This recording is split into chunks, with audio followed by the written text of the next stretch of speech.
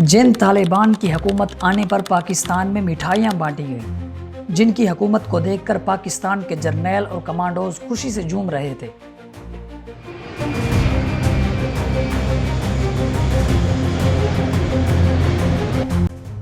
जिन तालिबान को वो दुनिया में इस्लामी हीरोज के तौर पर पेश कर रहे थे। ये जो सारा बॉर्डर था अफगानिस्तान से, मुजाहिदीन इधर से जाते थे, और अब अमेरिका जब अफगानिस्तान में आया है तो अब ये जहाद नहीं है, ये दहशतगर्दी है। अगर इंडिया के साथ मामला होगा कौम एक सफर होगी, अगर अफगानिस्तान के साथ मामला होगा कौम एक सफर नहीं होगी। आज वही तालिबान पाकिस्तान के सबसे बड़े दुश्मन क्यों बन गए?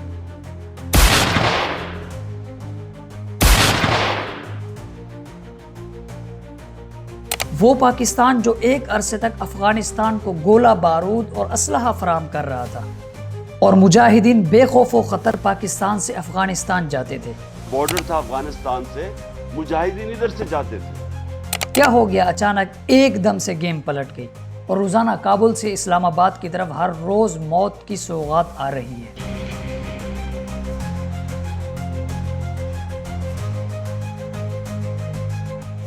वो अफगान जो कभी कुरान पर हाथ रखकर हमसे भाईचारे का वादा किया करते थे, आपस में रोटी और बेटी का रिश्ता निभा रहे थे, आज वही हमें गद्दार, दुश्मन और कमजोर कहने लगे हैं।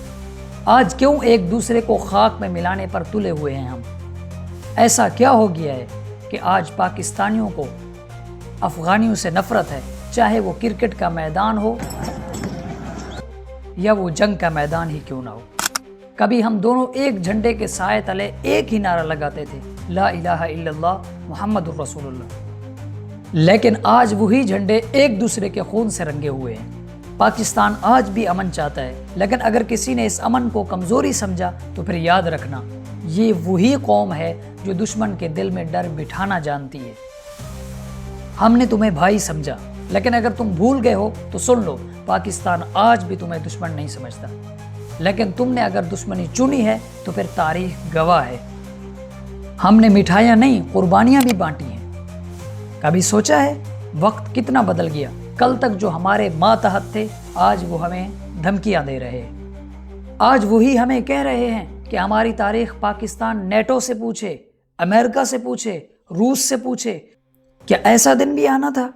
अफगानियों का हौसले नहीं आजमाया, उसको ज्यादा छेड़ना अगर लोग करता है तो वो एक बार अंग्रेज से पूछे, फिर सोवियत यूनियन से पूछे, फिर अमेरिका से पूछे, फिर नाटो से पूछे।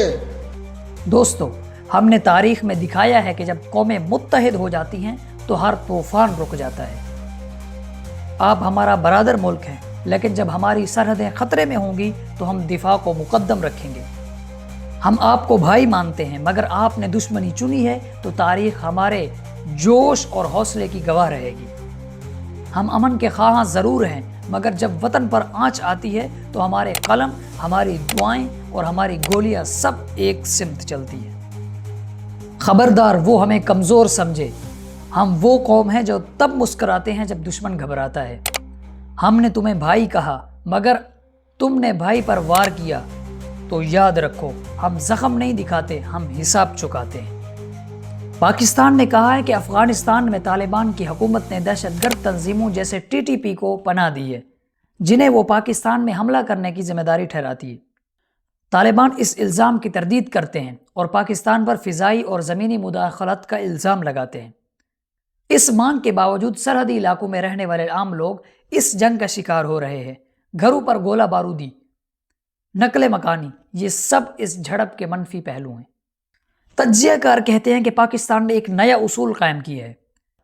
अगर किसी हमले का आगाज अफगान इलाके से हुआ तो पाकिस्तान जवाब देने में पीछे नहीं हटेगा।